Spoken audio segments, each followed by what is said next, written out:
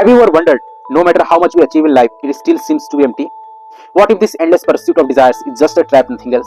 Today, I will tell a very profound story from Srimad Bhagavatam. It is a story about a king who traded his old age just to fulfill his material desires. This is the story of King Yati.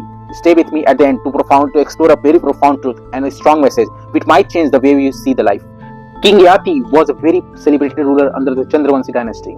He was very well known for his wisdom and bravery. Yet, like all of us, he had a weakness. His thirst for enjoying the worldly pleasures was so much that he was so much engrossed in looking for the different types of worldly pleasures. All seemed perfect until an event that changed his life. King Yati troubles began when he married Devyani. Devyani was no other than the daughter of great sage Shukracharya. But later on, King Yati was attracted towards another woman named Samshrishta. This led to break his trust towards Devyani, and Devyani was so furious and angry that he immediately went to her father, Shukracharya. Shukracharya, knowing the misdeed of his son-in-law, he cursed him. You shall lose all your wealth and your youth instantly. Just imagine, guys, losing everything you had very dear to you in just a blink of eye. Just try to comprehend the situation of King Yati. He was totally shaken. It was a nightmare for him. But his unwavering determination to reclaim his youth back is what is the next part of the story. In desperation, just approached his 5 sons with an unusual request and asked him, "Who among you is ready to exchange their youth with my old age?"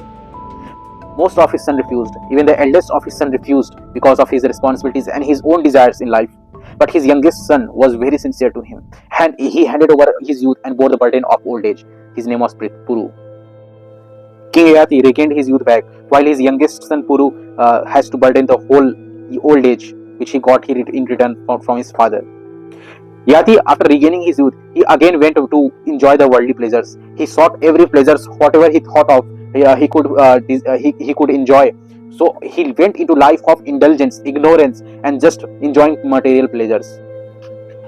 There was no single pleasure which was left on the world which King Yati didn't enjoy.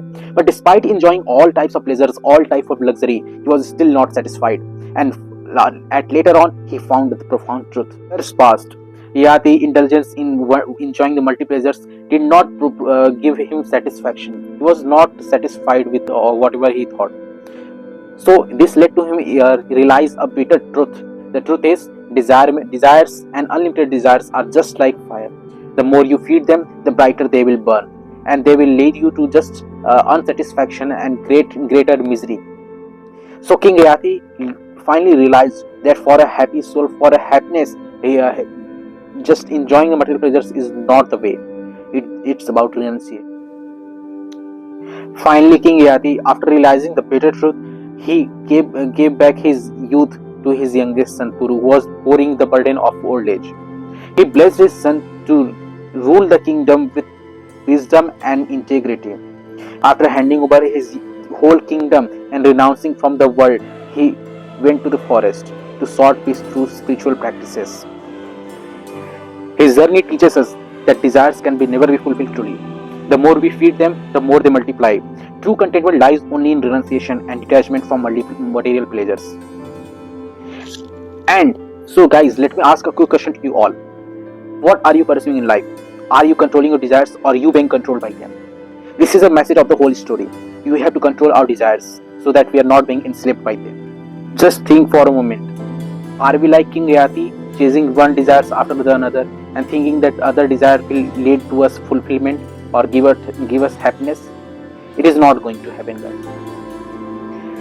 Share your thoughts in the comment down below, and let's explore how this timeless wisdom can guide us in today's life.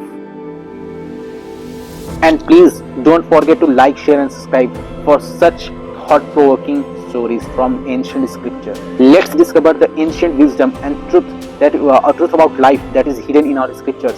I will unveil them one by one. So please stay tuned to this channel. Please subscribe my channel and please hit the bell icon to get regular notification. Thank you for watching this video. Hare Krishna.